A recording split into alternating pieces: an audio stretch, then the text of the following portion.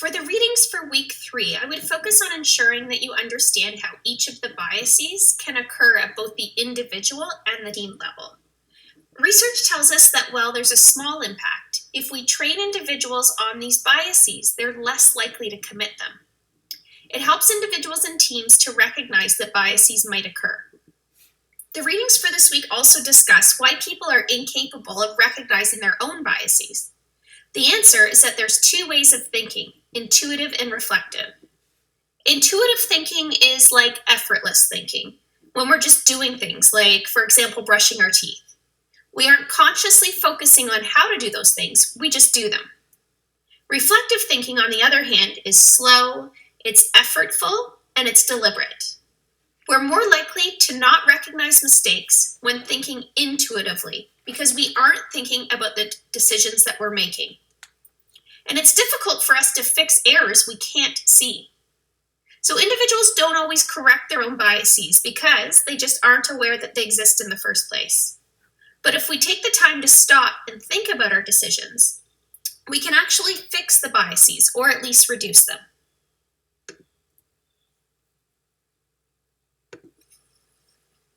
The questions on page 25 to 27 of the Harvard text are very thorough, and they would be great to place on a future checklist.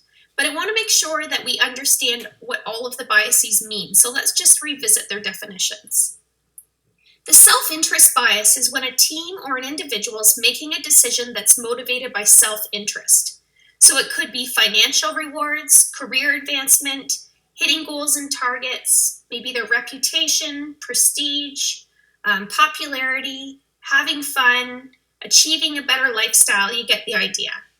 One question we want to ask is our decision or is our team decision motivated by self-interest? This is a great question to add to the checklist and to ask either ourselves or our team when we're making a major decision. This also relates to the concept of perspective taking, which we've discussed previously.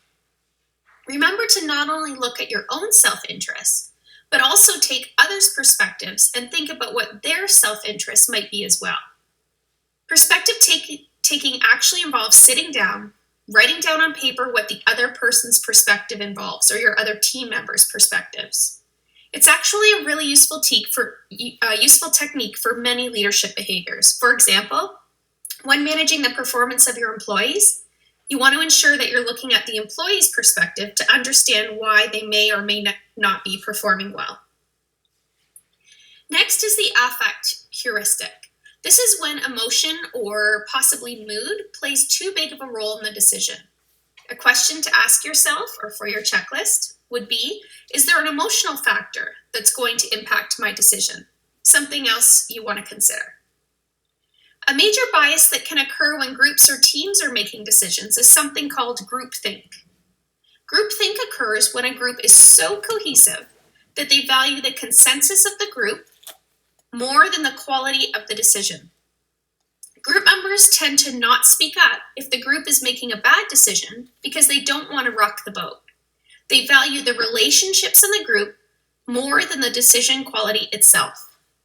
Now, groupthink depends largely on group cohesiveness, and cohesiveness depends on the following factors: the amount of external threat to the group and the competition, whether the group has had previous successes, the group size can affect cohesiveness, and also the toughness of initiation into the group.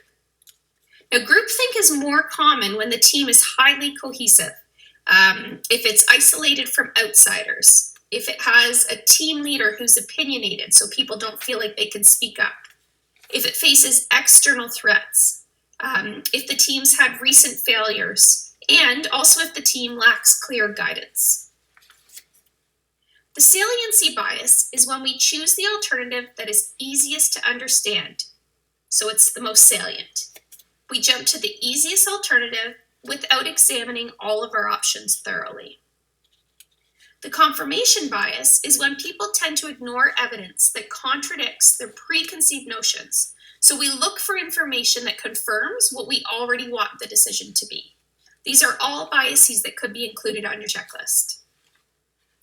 The anchoring bias is when people tend to overestimate the probability of events where they have a recent experience or memory.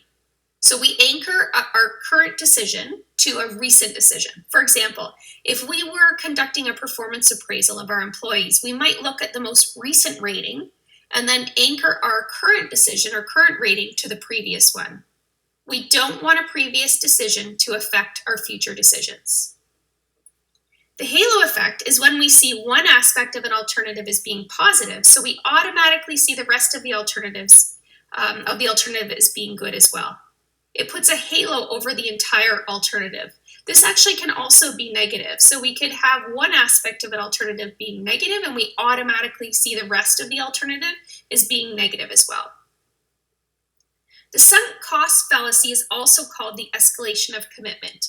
It's when we've put so many resources into a decision that even if we think it's the wrong decision, we continue to put more and more resources in it in order to save face.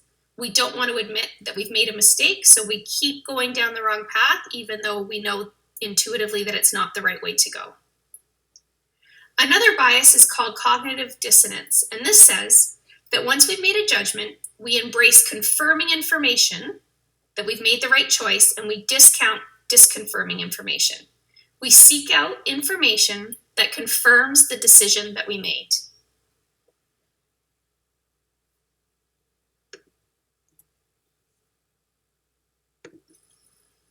The checklist starting on page 29 should be kept for future information when working as part of a team.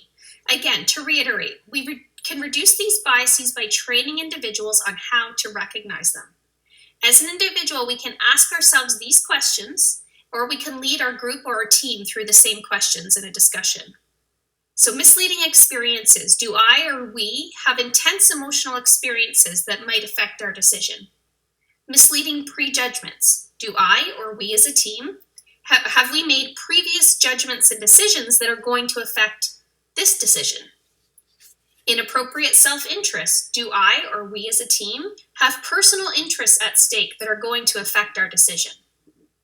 And inappropriate self-attachments. Am I or are we attached to anything? A person, place, thing, animal, organization that's going to be affected by this decision? And if so, how is that going to impact the decision?